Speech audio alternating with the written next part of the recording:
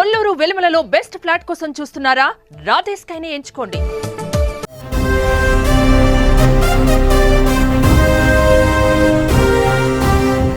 హైదరాబాద్ నుంచి విజయవాడ ఖమ్మం వెళ్లే ప్రయాణికులకు వాహనదారులకు బిగ్ అలర్ట్.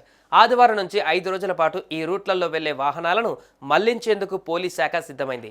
ఇంతకీ హైదరాబాద్ విజయవాడ జాతీయ రహదారిపై ట్రాఫిక్ ఆంక్షలు విధించడానికి కారణమేంటి, ఏ రూట్లలో గమ్యస్థానాలకు చేరుకోవాలి వంటి వివరాలు ఇప్పుడు తెలుసుకుందాం.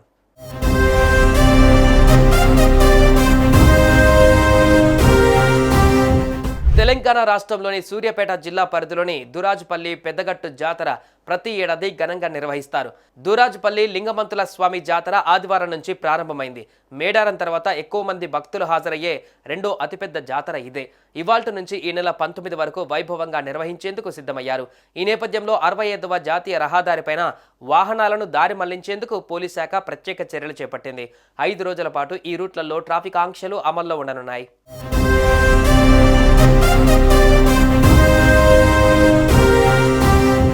పెద్దగట్టు జాతర నేపథ్యంలో హైదరాబాద్ విజయవాడ జాతీయ రహదారిపైన ఆదివారం తెల్లవారుజాము నుంచి వాహనాల మళ్లింపులకు పోలీస్ శాఖ చర్యలు చేపట్టింది.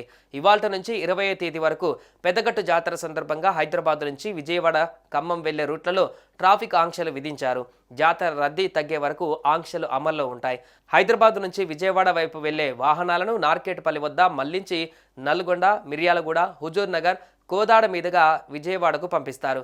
విజయవాడ నుంచి హైదరాబాద్ వెళ్లే వాహనాలను కోదాడ వద్ద మళ్లించి హుజూర్ నగర్, నేరేడుచెర్ల, మిర్యాలగూడ, నల్గొండ, నార్కెట్పల్లి మీదుగా పంపిస్తారు. హైదరాబాద్ నుంచి ఖమ్మం వెళ్లే వాహనాలను టేకుమట్ల వద్ద జాతీయ రహదారి 365 మీదుగా మళ్లించనున్నారు. కోదాడ నుంచి సూర్యాపేటకు వెళ్లే వాహనాలు కోదాడ, మునగాల, గుంపుల మీదుగా ఎస్ఆర్ఎస్పీ కెనాల్ నుంచి బీబీగూడెం వద్ద నుంచి సూర్యాపేటకు వస్తాయి. సూర్యాపేట నుంచి కోదాడ వెళ్లే వాహనాలు ఐలాపురం వద్ద గల ఖమ్మం జాతీయ రహదారి మీదుగా రాఘవపురం స్టేజ్ నుంచి నామవరం గ్రామం మీదుగా జాతీయ రహదారి 65పై గుంజిలూరు స్టేజ్ వరకు మళ్లించి కోదాడ, విజయవాడ వైపు పంపిస్తారు.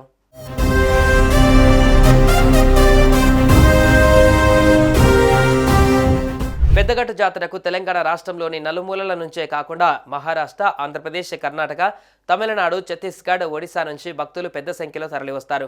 ఈసారి ఈ జాతరకు 20 లక్షలకు పైగా భక్తులు వస్తారని అధికారులు అంచనా వేస్తున్నారు. ఆదివారం రాత్రి గంపల ప్రదక్షిణతో సూర్యాపేట మండలం కేసారం నుంచి దేవరపెట్టెను తీసుకురావడంతో లింగమంతుల స్వామి జాతర ప్రారంభమవుతుంది. 5వ రోజు ఊరేగింపుతో దేవరపెట్టెను కేసారానికి తీసుకువెళ్లడంతో జాతర ముగుస్తుంది. అక్కడి నుంచి మహబూబాబాద్ జిల్లా తొర్రూరు మండలం చీకటాయపాలెంలోని బైకాన్ల ఇళ్లలో దేవరపెట్టెను భద్రపరుస్తారు.